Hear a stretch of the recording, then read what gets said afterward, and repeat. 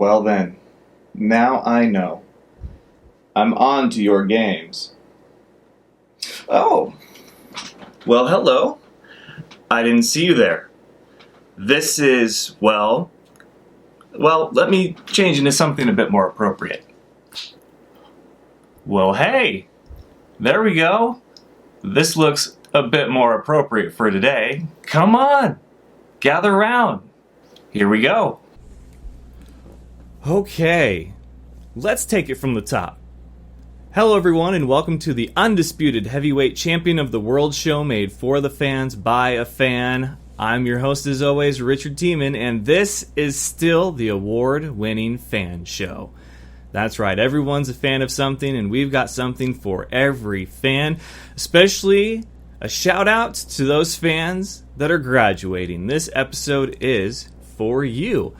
And I know that the promo photo that's been floating around, the new promo graphic that I'm especially proud of, just like the new digs here, which we'll talk about, said that we were going to talk about a few things, but there's been a lot that's happened in the longest hiatus that I have ever taken from the show, and I don't want to bore you with trying to get caught up. We'll touch on a couple of things, but really, this episode is to get my feet back in the pool. I know that the deep end is down there, and it's been forever since I've gotten to the pool, and I don't know where I'm going with this analogy, but you get what I'm saying, right? Dip the toes in, check the temperature, let's get back to swimming and enjoying summer, which analogies might be the only way that we can enjoy summer right now with everything being closed due to COVID-19, and there's just a lot of stuff going on. But this is a special episode. It's episode 460. I have a very special guest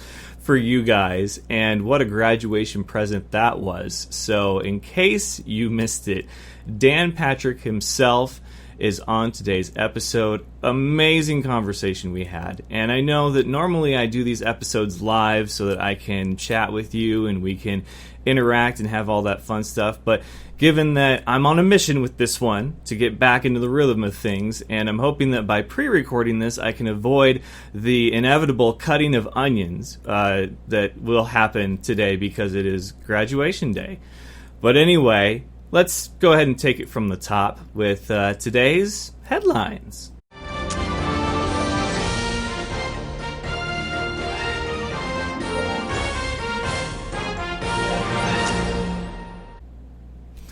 Headlines, of course, brought to you by Dynamite Enterprises. I miss those guys, I really do. But they can customize your world, and they can do it with literally anything and everything. We are set up on a table with a tablecloth that was done by them. It turned out beautiful. You guys have seen the photos, as well as if you were lucky enough to see the tour of the new Fan Cave Studio 2.0, which looks awesome.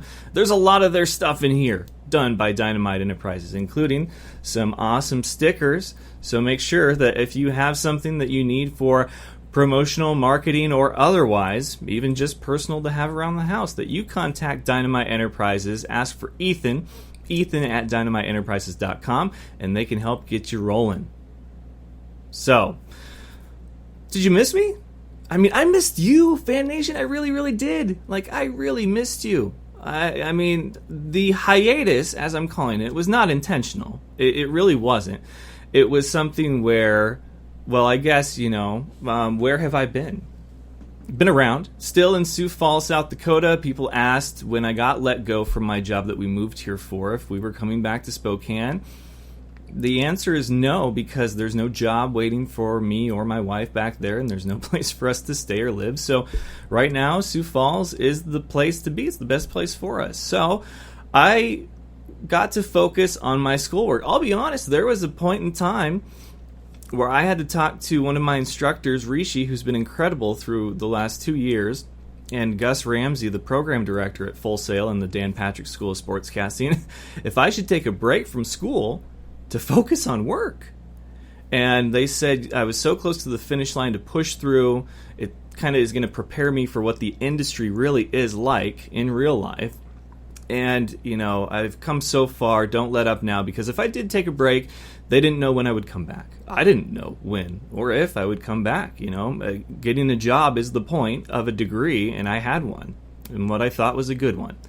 So anyway, I was let go, and which ironically now I can focus 100% on my schoolwork. But it was a bit of a dark time there for probably a week or so, and it's not something that I want to revisit ever, not something I'm happy about, but it happened, and I think it's happened to all of us. We're all dealing with the same circumstances in the world, but we're dealing with it in our own way, and no one's way is the same as anybody else's way, and I think that's important to understand. When everything got canceled and people had to quarantine and stay inside and now wear masks and whatever, it was just an absolutely crazy point in time. But here we are, we're getting back to it. Sports are slowly starting to come back. The F.A.N show is now back, and it's going to be better than ever. I mean, I've worked tirelessly to make sure that my education was well earned, that I was top of my class, and that when I came back, if I didn't have an actual job to go to, that the F.A.N show is going to be the best it's ever been. And I intend to deliver on that promise, guys. I really do. So here we are with the new version of the F.A.N show. Hope you guys like the setup. I personally love it. I got some Nolan art of me, right? Right behind me. It's good. And of course, you guys are welcome to hit me up. You know, one of the things I feel is really underappreciated, other than Adam Sandler movies in general, and that's not just because Dan Patrick's on. Like, there's been a lot of binge watching and a lot of Netflix over the last couple of months. So yeah, Adam Sandler movies obviously falls into that category. But I feel his movies are just underappreciated. Okay, but neither here nor there. I digress.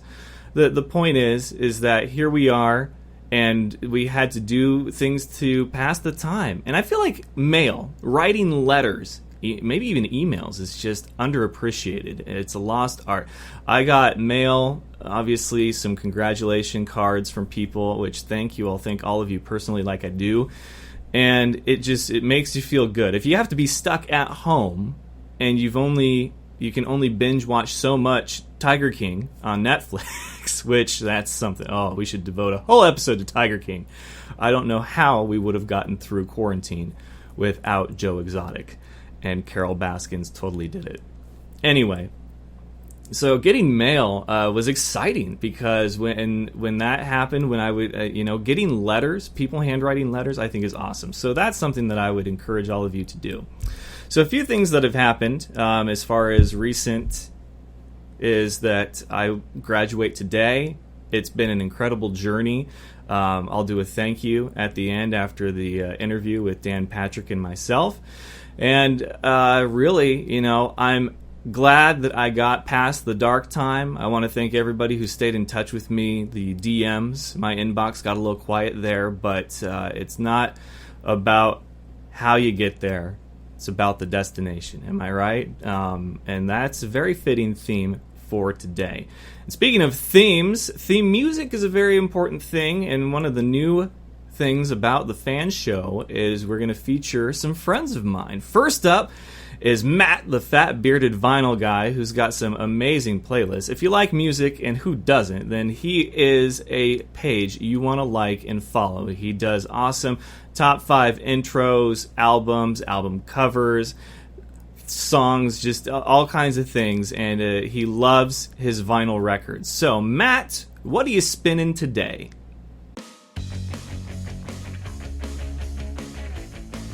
Hey F.A.N Nation, I'm Matt, the fat bearded vinyl guy, and I'm hanging out here in the vinyl lair.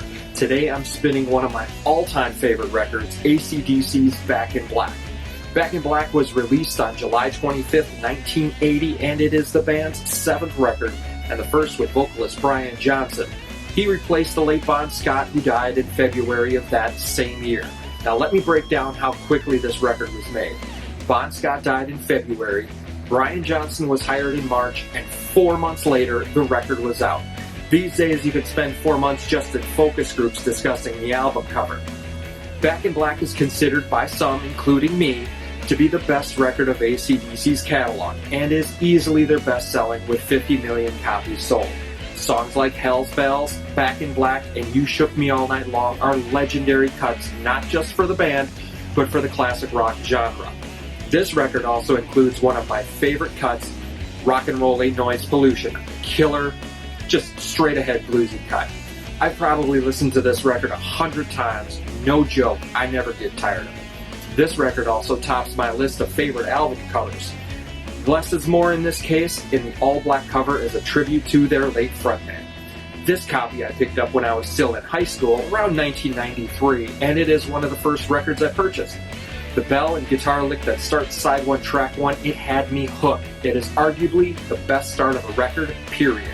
I can always tell the difference between that bell intro and the bell intro for Metallica for Hootin' the Bell Tolls, but I'm a dork like that. That's all for now. For more music talk and vinyl shenanigans, check out fatbeardedvinylguy.com. I have links to my social media, Facebook, and Instagram.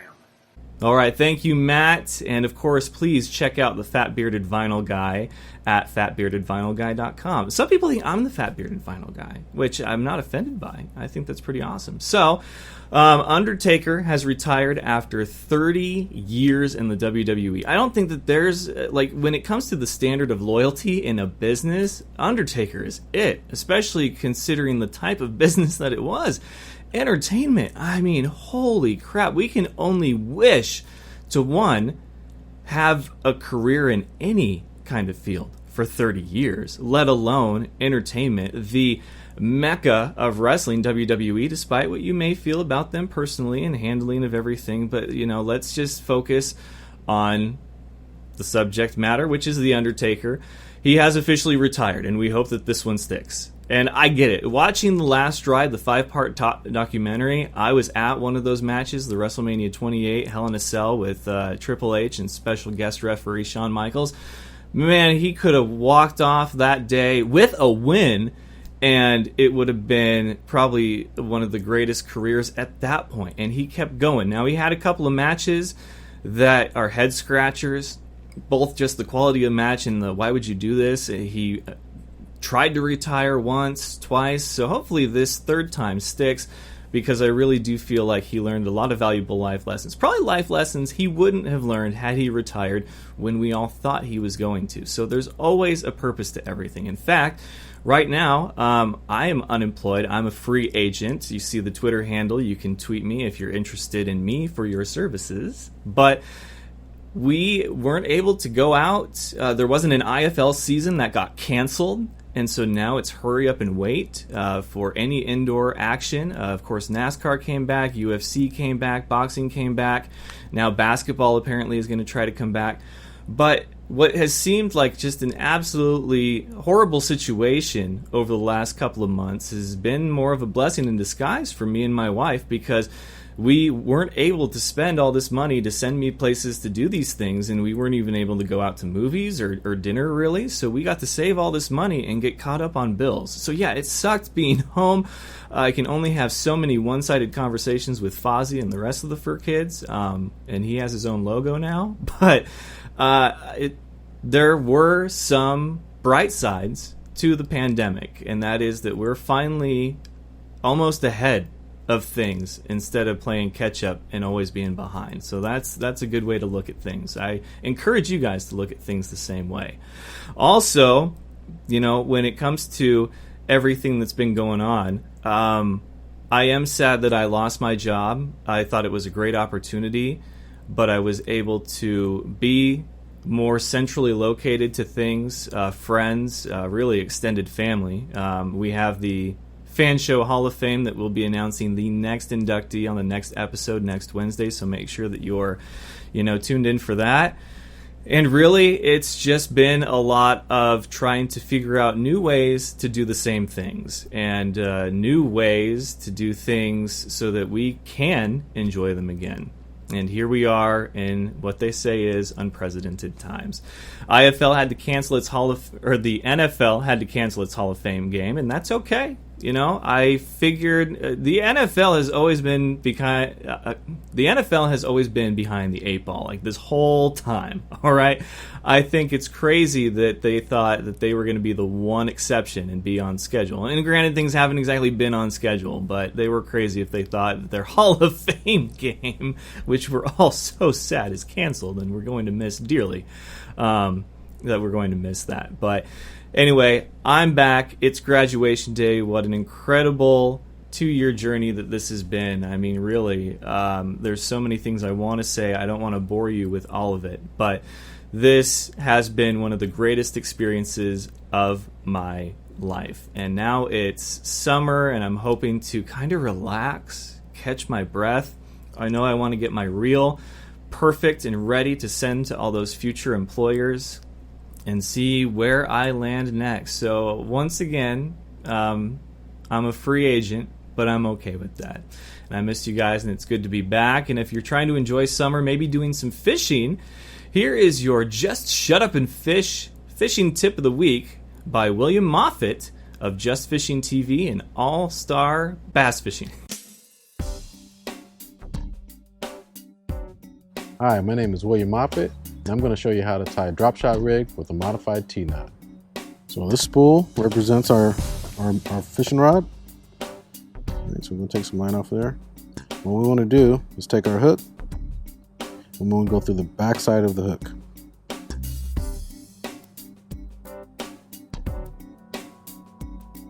And leave yourself enough room, about a foot or so, to attach our sinker. And what we want to do is we want to make a loop like that. And we'll take our tag in, and we want to go through the loop 2 times. 1, 2. And before we go any further, we want to make sure we leave ourselves a little gap. Just kind of hold it open a little bit, and then go through 2 more times. 1 and 2. All right. So now we have something like this. So what we want to do now is we'll take the hook, put it through that little space that we left there. Just pull it through, and then cinch it all down together.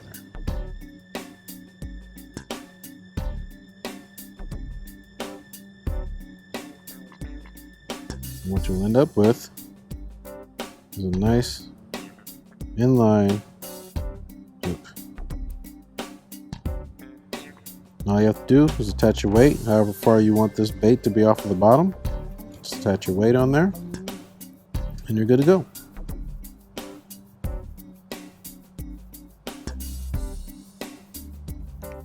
For more videos like this, find us on YouTube or Facebook at Just Fishing TV. All right, thank you, William. So here it is. I'm checking my notes to see if there's anything else that I missed. The hot topic is going to be obviously kind of a new thing that we do on the show.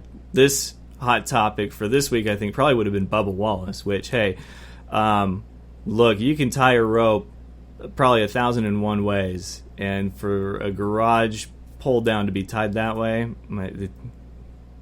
I'm not saying, I'm just saying, okay? I don't think he's a Juicy Smouye or however you say his name, but I think that given the tension in the climate right now, it might not have been too far, out in left field on that one. So that would have been the hot topic. Don't want to get into that one right now. And then, of course, this day or this week in fan show history, I was doing my IFL Awards, 3rd annual. We introduced the Kickers Need Love 2 Moment of the Year.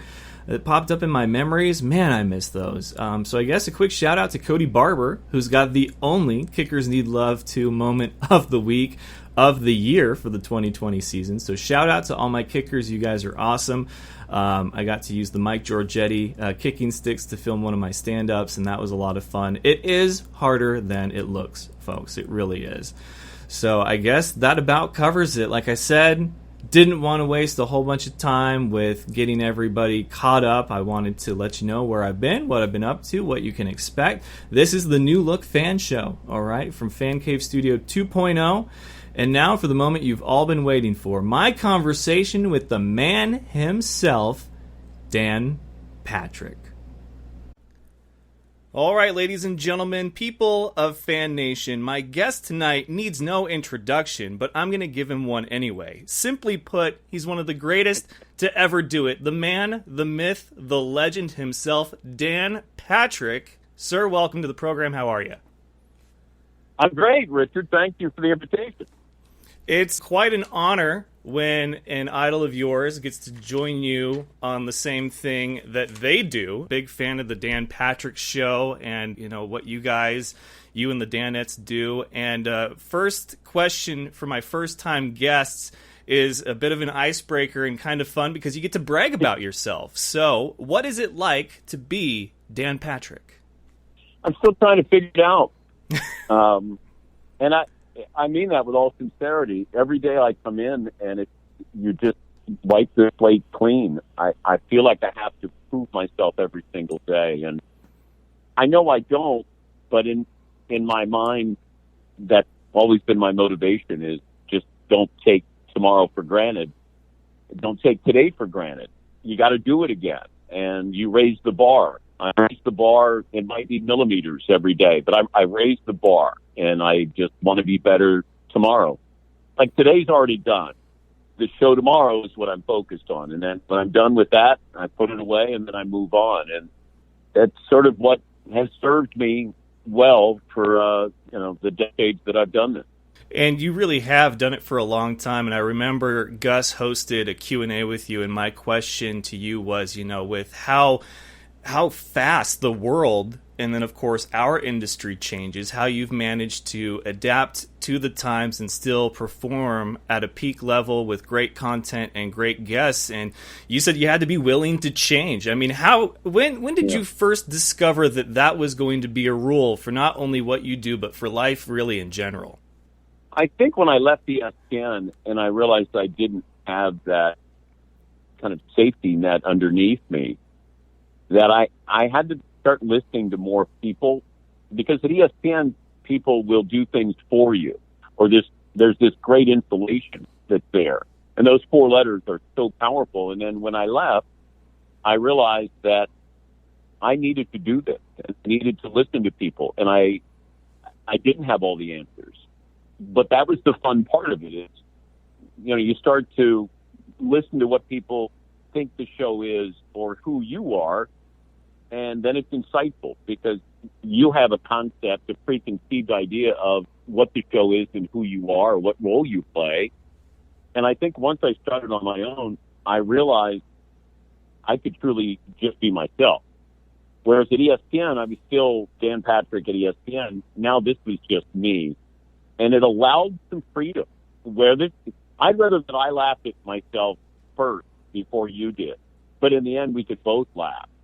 And just kind of letting people in and saying, all right, here you go. This is what it is, and this is who I am. And if you want to stay around, great. If not, there's other places that you can find on the dial. But if you're here, what you're going to see, feel, hear is real.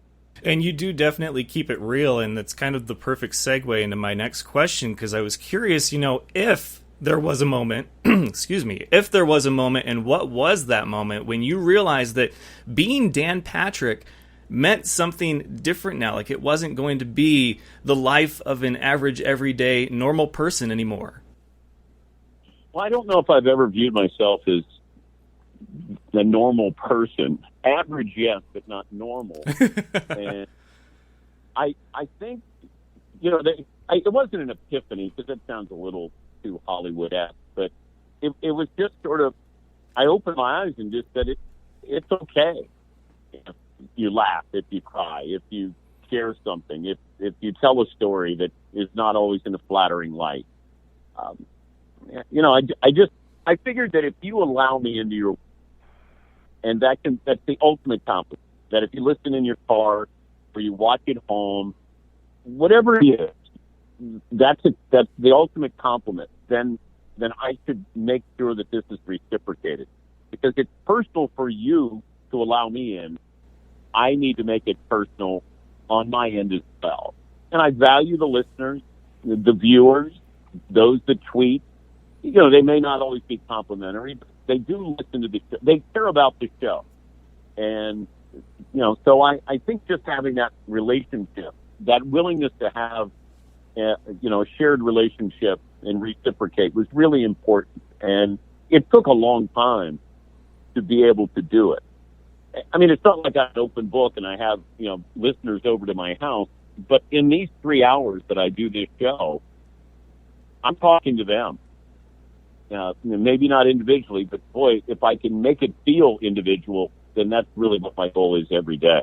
Yeah, and it's funny you mentioned your 3-hour program, which if I can catch it live, great. I used to live on the West Coast, and that was, waking up 6 a.m. to catch Dan Patrick and maybe trying to phone in on a Monday for best and worst of the weekend. But my show runs about 45, 50 minutes. I try to keep it simple, and that's because, there's not really any commercial breaks. But I did as many as, I think, 3 or 4 nights a week, an hour, and yet you do 5 days a week for 3 hours. And I can't tell you how impressive that is, especially pre-COVID. Like, was there a moment where you said that it wasn't just going to be about sports anymore, that you were going to mix it up and have fun? I mean, you guys talk about anything and everything. Well, I found that we had so many different topics, Richard, that at first I'm thinking there's no game. But there was sports. There were sports, there were just no games.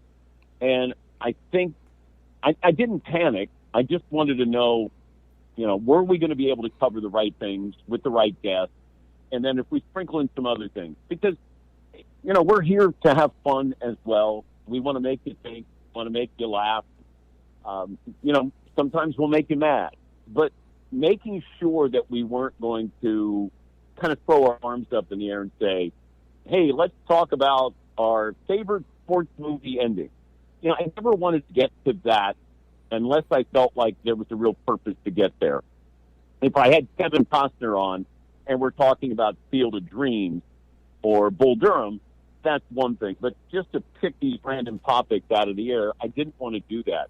You had the Tom Brady stuff. It felt like there was always something. The Jordan documentary, Lance Armstrong, Gronk goes to Tampa Bay. There was the draft. There's been so many things when you look back on it. And this has only been, 3 months. At times it feels like it was 3 weeks, and at times it feels like it was 3 years. But to do it, I'm exhausted. I've never been more tired in my life to get done with the show, because we've been dealing with some heavy topics. And you got to choose your words carefully. If you're talking about, the murder of George Floyd or Bubba Wallace, or you're talking about COVID-19 and what it's going to do to the sports world, and then people say you're weaponizing this pandemic. And I said, no, I'm personalizing. I'm not weaponizing this. And, so people are listening differently. And that's where I just get done with the show and I go home and I usually take a 40-minute nap. And then I'm back at work. I go back to work in the afternoon, but it's exhausting. But we're talking sports. And that's what's great. I would love to have baseball back, or I'd love to have, clear path for college football or the NBA. It's not going to happen. And it's my job to be that messenger and say, here's what I've learned, or keep this in mind. All I do is, I'm not somebody who sensationalizes. I don't do hot takes. I just believe in talking to you and trying to be rational. That's it. If you want hot takes, then, that somebody else can provide those. I just know somebody keeps track of hot takes, and they remind you when you say something stupid. I'm not here to play with you, troll you, and say LeBron is the 9th greatest player of all time, in my opinion, and let's argue. There's just, I have no interest in doing that, but that's always been my approach. And there are people who do it and do it every day, and they do it well, and they seem sincere and like they really believe it, and good for them. It's just not how I do it. But we've been fortunate. I have a great group of people here, and we've tapped into some really good guests who can kind of move. I always want to move something forward. And a lot of times in this business, you just kind of stay in neutral. My goal is not to waste your time. So I can come on and say, let's be angry at the baseball players because they won't take this deal. Okay, that doesn't get us anywhere other than he's angry at the baseball players. How about we find out, what would make them come back? Or why aren't we putting more blame on the owners?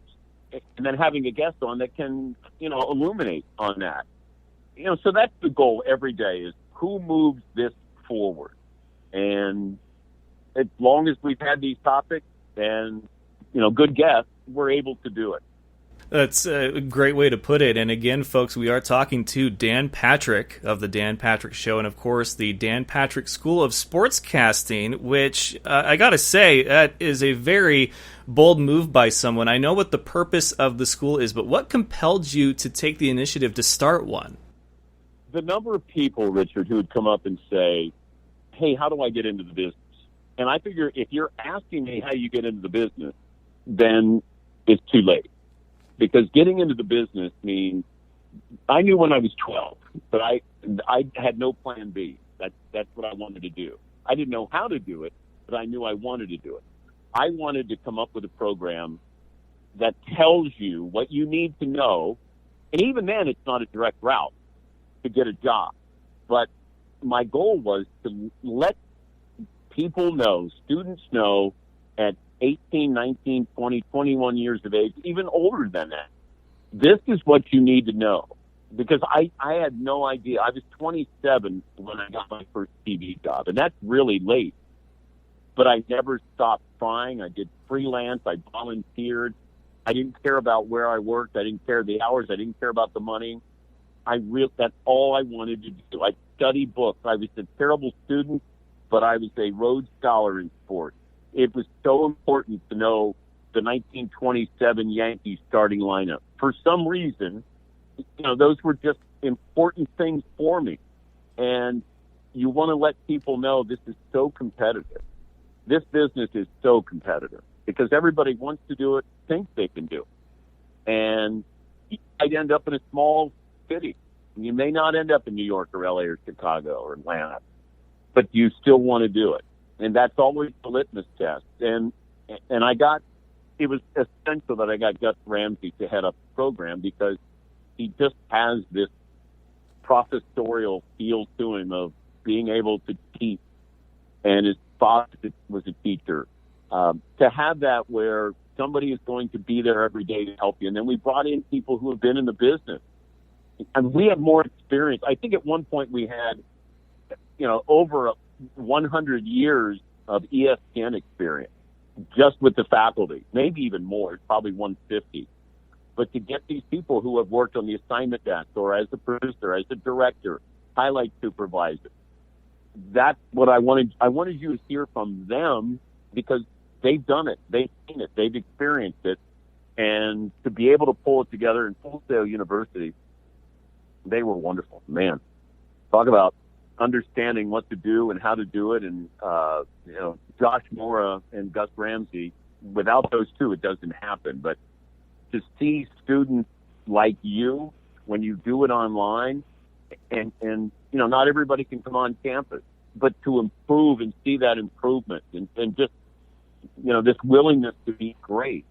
I mean, that's what we want because I want you going out and getting a job. So then you help me with the next student who wants to get a job and the next job and the next job and stay in touch with us as well. As I told you guys, when you leave, you're not leaving. You're just going and then we'll follow up with you. It's an umbilical cord that's really long and that's important because you may get a job and then all of a sudden you may be out of a job or you're going to take another job or something happens in that job. Well, who are you going to talk to? People who were teaching you and have experience in that. And I think that willingness to pay it forward is really, really important, certainly nowadays with students, because as the father of 4 kids, nobody guaranteed them a job. Nobody's staying in touch with them after they're done. Nobody's following up with them.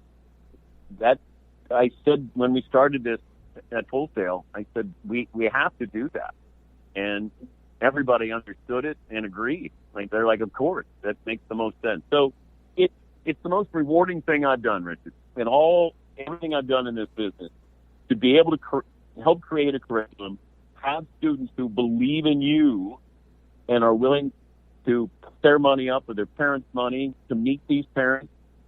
That's when it hits you that this is, we're changing lives.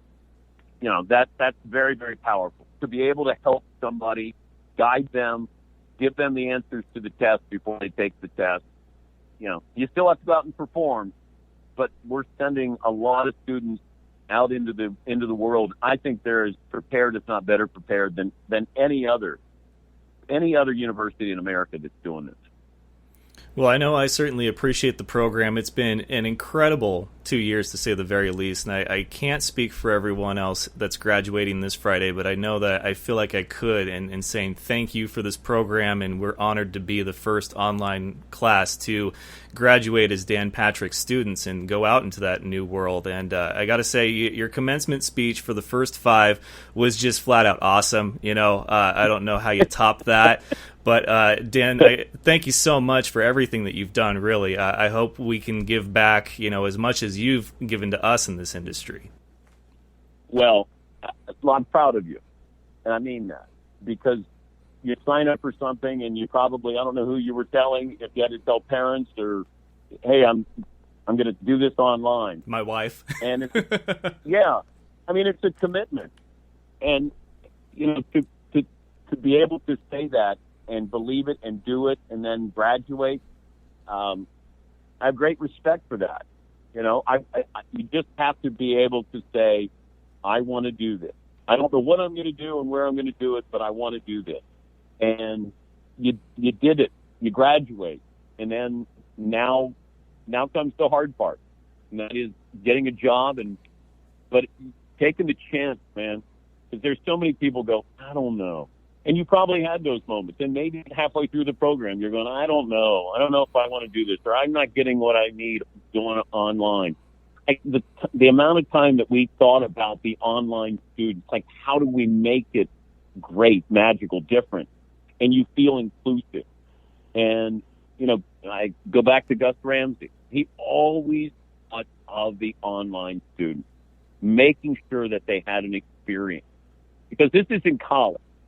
As I told you when I first got there, this is a job. You treat it as a job, and I'm sure you approached it as a job. Yep. It's not, frat houses and sororities and parties and cake stands. It's none of that. You're preparing for a job, and you did it. So, don't thank me. I thank you. And hopefully this is just the start for you. I certainly hope it is. And ladies and gentlemen, 2 years ago, I was Richard in Washington calling the Dan Patrick Show to invite him to be on my show in front of God and everyone. And 2 years later, sure enough, here he is. So dreams do come true. And Dan Patrick, he is the man. And I can't thank you enough for being on the show. He's in just about every Adam Sandler movie. And you can catch him, of course, Dan Patrick Show, Monday through Friday. Thank you so much for your time, sir. My best to your wife. And once again, we're in it together.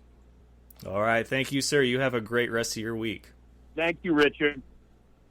One more huge thank you to Dan. He didn't have to do that, but he did. And that speaks volumes to his character. He's the GOAT, plain and simple. And yes, that was an absolutely 110% true story. I think it was probably over 2 years ago, though, that I was in my apartment. I had woken up at 6 in the morning specifically to call into the Dan Patrick Show. So I did, live in front of God and everyone, to invite him to be on my show.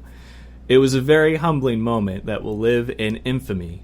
But sure enough, 2.5 years later or more, he's on the show. Dreams really do come true. In fact, 3 years ago, September of 2017, I made a list called my Dream Guest List for the F.A.N show.